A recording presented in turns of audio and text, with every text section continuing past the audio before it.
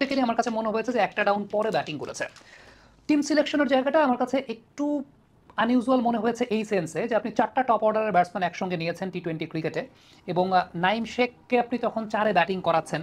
উল্টো আপনি হয়তোবা লিটন কুমার দাসকে ৪ এ ব্যাটিং করাতে পারতেন, কিন্তু নাইম শেখকে আসলে ১, ২, ৩ এর নিচে ব্যাটিং করানোটা সেটা আসলে হয় না। কারণ নাইম কখনো ৪ এ ব্যাটিং করেন কিনা বা এরকম ৮ নম্বর ওভারের পরে ব্যাটিং করেন কিনা আমরা অনেক সময় দেখি যে যদি উইকেট না পড়ে তখন ৩ নম্বর ব্যাটসম্যান আসলে ৮, ৯ নম্বর ওভারের সময় নামেন না। তখন ওই যে সমস্ত ব্যাটসম্যানরা ওই রোলের জন্য পারফেক্ট তাদেরকে নামানো হয়। সেই জায়গাটায় নাইমকে ব্যাটিং করানো হয়েছে। আরেকটা জিনিস, মিরাজকে ব্যাটিং করানো হয়েছে শামীম পাটোয়ারিরও আগে।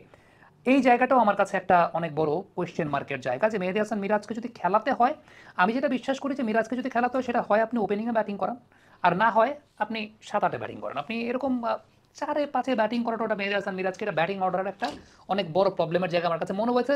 শামীম ব্যাটিং করতে পারেন নাই ঠিক মতো, সাইফুদ্দিন ব্যাটিং করতে পারেন না, আজকেও তিনি ব্যাটিং করতে পারেন নাই, মানে কালকেও তিনি ব্যাটিং করতে পারেন নাই। সো এটা তার জন্য একটা দুর্ভাগ্যের জায়গা। আমি জানি না টিম সিলেকশনে, প্রথমত টিম সিলেকশনে এইভাবে টিম সিলেকশনটা করা এবং সেই সাথে ব্যাটিং অর্ডারটা নিয়ে কেন এরকম শাফলিংয়ের জায়গাটা বা ব্যাটিং অর্ডার নিয়ে কেন আসলে এই জায়গাটা। এবারে স্কিলের প্রসঙ্গে আসি। লিটন কুমার দাস, আমি প্রথমত যে বিষয়টা বলবো, গুগলি পিক করতে পারেন না। এই লেভেলের একজন ক্রিকেটার যখন গুগলি পিক করতে পারেন না, তখন আর কোনো কিছু আসলে বলার থাকে না। আপনি খেয়াল করে দেখবেন, আমি ব্যান্ডার্সের এগেনস্টে যখন তিনি খেলছেন, আউট হওয়ারও আগে যখন গুগলিতে শেক করছিলেন, একটা বল তো একদম একটা জেনুইন গুগলি, লিটন পিক করতে পারেন নাই, he went for the leg spinning delivery. তিনি লেগ স্পিনের জন্য ব্যাটটাকে পেতে দিয়েছিলেন এবং আপনি ব্যাট এবং প্যাডের মাঝখানে ফাঁকটা দেখলে বুঝতে পারবেন হি was never near the ball. তিনি গুগলি পিকই করতে পারেন নাই। এরপর লিটন কুমার দাস যখন সুইপ করতে গিয়ে আউট হয়েছেন, আপনি খেয়াল করে দেখবেন যে সেটাও একটা স্ট্রেইটনার কাইন্ড অফ বল ছিল। He was playing for the turn, but the turn was not coming. So এই যে গুগলি পিক করতে না পারাটা, হ্যাঁ, এই টাইপের বোলার যারা থাকেন তাদের আর্ম রোটেশনটা অনেক কুইক থাকে। এটা একটা গবেষণার বিষয়, এটা একটা আলোচনার বিষয়, কিন্তু ইন্টারন্যাশনাল ক্রিকেট যখন আপনি খেলছেন, you have to find your ways যে সমস্ত বোলারের আর্ম রোটেশনটা কুইক, আপনি গুগলি পিক করবেন কিভাবে সেটা কিন্তু আপনাকে জানতে হবে।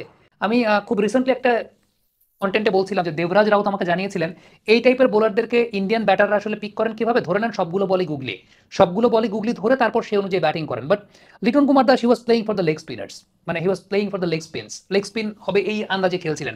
এইভাবে আসলে হয় না। এই টাইপের বোলার যাদের আর্ম রোটেশনটা এত কুইক হয়, আপনি যদি ধরে নেন তাহলে তাকে গুগলি ধরে খেলেন, সেটা হচ্ছে সবচেয়ে উল্লেখযোগ্য বিষয়। দ্বিতীয়ত যে ব্যাপারটা হচ্ছে সেটা হচ্ছে নাইম শেখকেও দেখছিলাম, নাইম শেখও গুগলি পিক করতে পারছিলেন না, একেবারেই গুগলি পিক করতে পারছিলেন না। তাওহিদ হৃদয়ের ক্ষেত্রে আপনি যদি চিন্তা করেন, তাওহিদের এই প্রবলেমটা আজকের প্রবলেম না।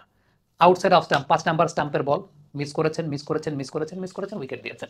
এবং আপনি একটু চিন্তা করে দেখেন তো, তাওহিদের লেগ সাইড তার স্ট্রং জোনের জায়গা, অফ সাইডে যে তার উইক জোন এবং একটু এই লেন্থের বল।